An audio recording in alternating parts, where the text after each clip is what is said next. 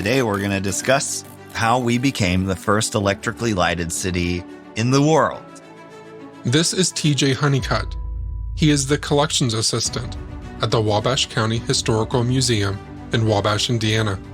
If you go to our Wikipedia page, whoever edited it declares that it's a farcical notion and that it is not the case. But I'm going to show you some evidence to the contrary. The year was 1870 in Wabash, when the original courthouse burned down. The county got together and built a new one. It was taller, wider, fireproof, and better in just about every way you can imagine. They even installed a clock that still works to this day. They wanted this one to last a while. As you drive into the city of Wabash, from just about any direction, you will see the top of the courthouse from quite a far distance. It was 1880. The town was growing quite rapidly. The population of the city itself was around what it is today, actually, at 15,000. And they said, we need lighting at night. The streets are dangerous because you can't see anything, and we got to figure something out. So the county commissioners, city council get together. And they have some different meetings and contentious debates. If you live in a place where you can go to a city council or a commissioners meeting, you should go at least once, even if you don't have a horse in the race, because people get nasty with each other over this stuff. And usually they're debating something like, should we fix road A or B first? So it seems like pretty innocuous stuff. So what they say is we need lighting at night. How are we going to do it? How much is it going to cost? And a huge fight breaks out over how they're going to do it, either with torches, like some kind of medieval look, or gas lighting, which was very popular at the time.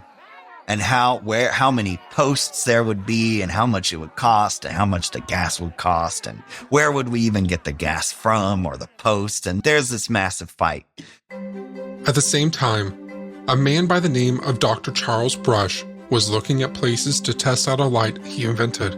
Thomas Edison, whom you won't need an introduction to, was known for his incandescent light bulb, which uses a heated piece of tungsten to create light. Then you can soften it with a painted glass to diffuse the light. Dr. Brush's light was called an arc light. An arc light is essentially two pieces of solid carbon that look like pencils. When you run an electric current through them, an electric arc jumps from one carbon pencil to the other. Now, unlike Edison's kind of soft white light that's produced, Charles Brush's arc light is very similar in effect to a camera flash or an arc welder, because an arc welder is operating, if you've ever seen one of those, or you can look it up on YouTube, I suppose, an arc welder operates on the same principle.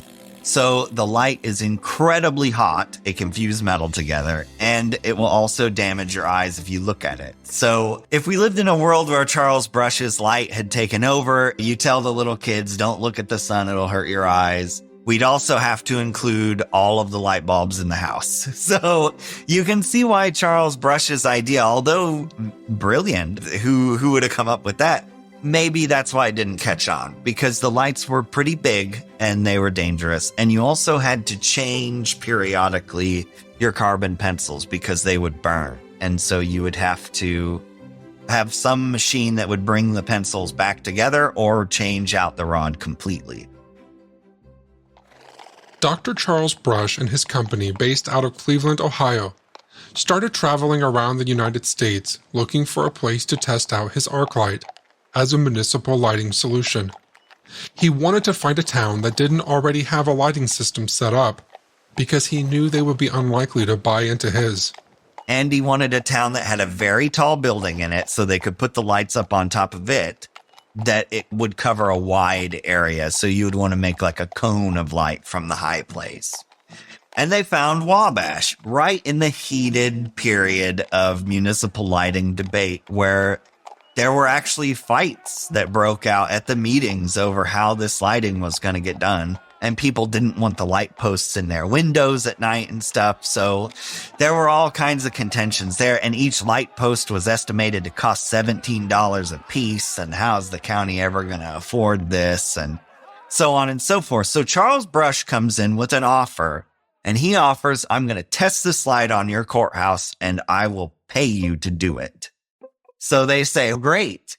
And he says, and then if it works, I'll sell it to you for $1,300, and we'll even install the generator in the courthouse base at our expense, just so for marketing, essentially. And so they say, okay. And he says, I need some help doing it, so I need $300 ought to do, and we'll get it all set up and squared away. That starts a major fight, because not only were they upset before at city council and county commissioners about spending money on gaslighting, they were even more upset about spending money on this wacky experimental light thing that nobody knew anything about. That sounded even more stupid than the gaslight. At least you could go to another town and see, oh, look, they have gaslights. It works. Fort Wayne, for example, at the time, had a gaslight system. So you could go there and see that it more or less lit the streets, and you wouldn't die by horse cart when you tried to cross the street at night. But here we are, the only town going to try this arc light thing. And they're like, is that really right? What if it doesn't work? Well, wasted all this money that could have gone on gas lights. And they essentially have a vote on it, and it wins out. The arc light wins out by an extremely tight margin. And so they decide to do it. There were rumors that the vote was fixed to ensure the arc light would be voted through. However, any proof to that allegation is lost to history. So then they decide they're going to set this light all up, and they're going to test it at 8 o'clock on March 31st, 8 o'clock at night. So, yeah, we have daylight savings time now, but generally in March in Indiana, if you don't know, it's typically pretty dark, maybe completely dark, and also rather cold usually. A large crowd of thousands of people came out to Wabash to see the arc light in action that night. Dr. Brush had tested the light in public before, but it had never been tested as a municipal lighting solution until now. This crowd wanted to see exactly how it would work. People came in from all around using the railroad that was very well established at the time. The Chicago Tribune even sent reporters down to report on this light being flipped on. I'll share some quotes. They flipped the light on at 8 o'clock, and this is how it is described by an unknown person in the Plain Dealer. From the towering dome of the courthouse at 8 p.m. on March 31st, 1880, burst a flood of lights that made world history. For a mile around, houses and yards were distinctly visible, while far away the Wabash River glowed like a band of molten silver. So there's another setup that I have that's the quotation is too long to read here because I would essentially be reading a small pamphlet to you. What happened was this gentleman took notes for the local paper, and he started on the courthouse lawn, which is all that's still the same as it was then. That it was daylight bright under there were 4 arc lights on top of the clock tower. In those 4 lights were 2 arc lights. So you essentially had 8 arc lights with a system of mirrors to point the light to the ground. He said that it was daylight bright in the courthouse square. Now on Wikipedia, it says upon further investigation, it only lit the courthouse square. No, it was incredibly bright light. And so he then walks down to Market Street to a building that is still there today, to the Plain Dealer building itself. And he reported that he could still read his watch, still read all the advertisements around, and he could make out forms on the street pretty distinctly. He then walked down to Canal Street, the next street down, to the Bradley building, which is still there as well. The Bradley building featured a very large advertisement, which you can still see to this day on humid days. The paint will seep out of the brick, and you can see the advertisement for the Bradley Brothers drugstore. And he says that he can still read the advertisement on all the shops around, and that the light was reflecting off of the river quite brightly as well. And it's a bright white light. For miles around, people reported being able to see the arc lights fixed to the top of the courthouse. Part of the controversy around the time, with the light being such a new thing, was the question, what would it do to farm animals? Farmers were worried the light would cause cows to get sick, because they would never sleep, or the chickens would stop laying eggs. Even wild editorials in the newspapers popped up, where farmers questioned if they could experiment growing a double crop, thinking maybe the crops would grow twice as fast because of the extra light. Back to the reporting, though, at the time. Although many letters, notes, and articles survive, describing that night in great detail, one big thing is missing. There are no photographs. The light was too bright to look at with your eyes, and no camera at the time would have been able to take a photograph of that brightness. So there's no photographic evidence of it. So I'll finish off here with a quote from the Chicago Tribune, which is, "The lighting of an entire city by means of electricity seems to have been accomplished.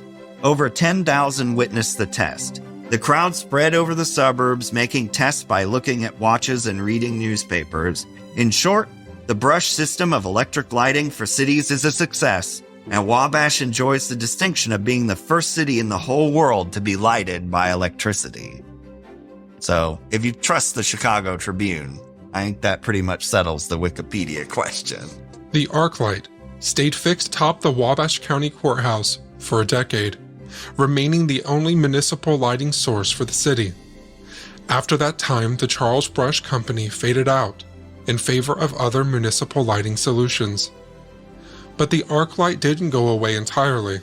It did find success in movie theaters, in arc projectors, as they were called. It was the same Charles Brush arc light that was used to light up the film, projecting the light through onto the silver screen. And that was mainly where it survived. There were other towns also that bought into his arc light. Winnipeg, actually, in Canada, I believe, had quite a number of arc lights as well. And we have one such arc light that was used in Canada in the museum itself. We do have one of the original courthouse lights that were used that night in 1880 in the courthouse still to this day. I'd like to thank TJ for sitting down with me for this episode. If you find yourself traveling through Indiana, I highly recommend traveling to Wabash to see the very courthouse where this history happened. The museum is located not far from the courthouse. Go inside and let them know I sent you. Thanks for listening.